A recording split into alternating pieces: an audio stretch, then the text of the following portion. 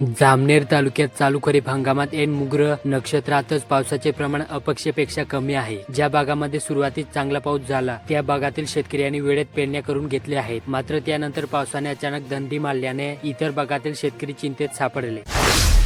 जागतिक योगा दिनानिमित्त जिल्हाभरात सामूहिक योगाचे आयोजन करण्यात आले होते। या निमित्ताने योगाचे महत्त्व आणि त्याचे जीवनातील स्थान यावर देखील मार्गदर्शन करण्यात आले। चाळीसगाव तालुक्यातील आडगाव येथील जिजामाता इंटरनॅशनल स्कूल मध्ये योगा करताना विद्यार्थी।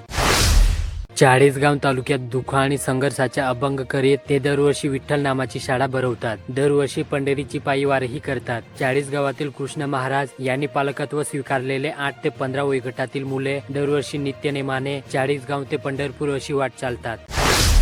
अमळनेर तालुक्यात महायुती सरकारने शेतकरी नुकसान भरपाई बद्दल घेतलेल्या शासन निर्णयाविरुद्ध येथे महाविकास आघाडीने 21 रोजी घोषणा आंदोलन केले। महाविकास आघाडीतर्फे सकाळी 11 वाजता जिल्हा परिषद विश्रामगृह समोर महाराणा प्रताप चौकात आंदोलनास सुरुवात करण्यात आली। अमळनेर तालुक्यात रेशन वितरणात पारदर्शकता येण्यासाठी शासनातर्फे ई-केवायसी अनिवार्य करण्यात आली। मात्र वारंवार मुदतवाढ देऊनही तालुक्यातील 62,226 कुटुंबांनी अद्यापही ई-केवायसी केलेली नाही। त्यामुळे तालुका पुरवठा विभाग हतबल झाला आहे।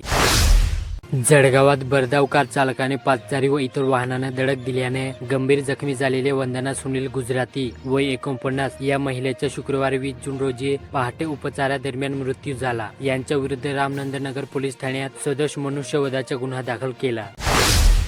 जामनेर तालुक्यातील शिंदर्णी येथे गरुड विद्यालयात आंतरराष्ट्रीय योग दिनानिमित्त योगाचे धडे गुरुवितांना विद्यार्थी सोबत मान्यवर शिक्षक व ग्रामस्थांची उपस्थिती होती।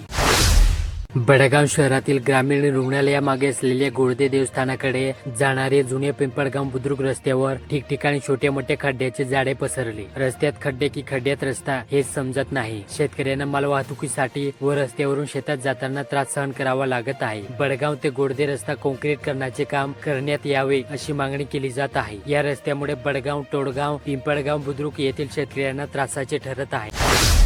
बडगाव तालुक्यातील कोसगाव येथे तब्बल 20 वर्षापासून बंद असलेला मालधक्का मे महिन्यापासून पुन्हा सुरू झाल्याने बडगाव, पाचोरा, चाळीसगाव, कन्नड, सोयगाव या 5 तालुक्यामधील शेतकऱ्यांच्या अपेक्षा उंचावल्या आहेत। जर हा मालधक्का यशस्वी झाला तर कोसगाव परिसरातील अनेक गावांच्या तरुणांना रोजगार उपलब्ध होणार। मे महिन्यात सुरू झालेल्या या धक्क्यावरून 6वी रँक रवाना होत आहे।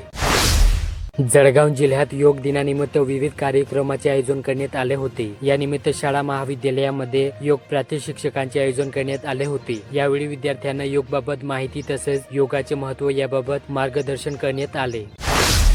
भारतात अनुदाने घेऊन देखील खतांच्या किमती तिप्पट वाढत गेल्या। यावर कुणाचेही नियंत्रण नाही। त्यामुळे युरियाचे अनुदान धोरणात बदल करण्यात यावा अशी मागणी शेतकरी संघटनेचे मुख्य प्रवर्तक SB पाटील यांनी केली। बडगाव तालुक्यातील महिंदळे येथे मृग नक्षत्रात येणारा हमखास पाऊस आणि त्यात केली जाणारी पेरणी हे एक वर्षानुवर्षाचे समीकरण बनले। मात्र यंदा मृग नक्षत्रात पावसाने ओढ दिल्याने तसेच सुटलेल्या वाऱ्यामुळे पीक पेरणीचे 12 वाजले। एरंडोल तालुक्यातील कासोदा येथे 4 चाकी वाहनात दाटीवाटीने जनावरे कोंबून त्यांची वाहतूक केल्याप्रकरणी पोलिसांनी एका 70 वर्षीय वृद्धाला ताब्यात घेतले। त्याच्याकडून 7 जनावरांसह 4 चाकी वाहनही जप्त केले। ही कारवाई 21 रोजी जुने जवखेडे रस्त्यावर केली। जळगाव जिल्हा स्कूल बस समितीचे मंगळवारी पोलीस अधीक्षक कार्यालयातील सभागृहात बैठक आयोजित करण्यात आली आहे। विद्यार्थ्यांच्या सुरक्षित वाहतुकी संदर्भात पोलीस अधीक्षक डॉ. महेश्वर रेड्डी यांच्या अध्यक्षतेखाली ही बैठक होणार।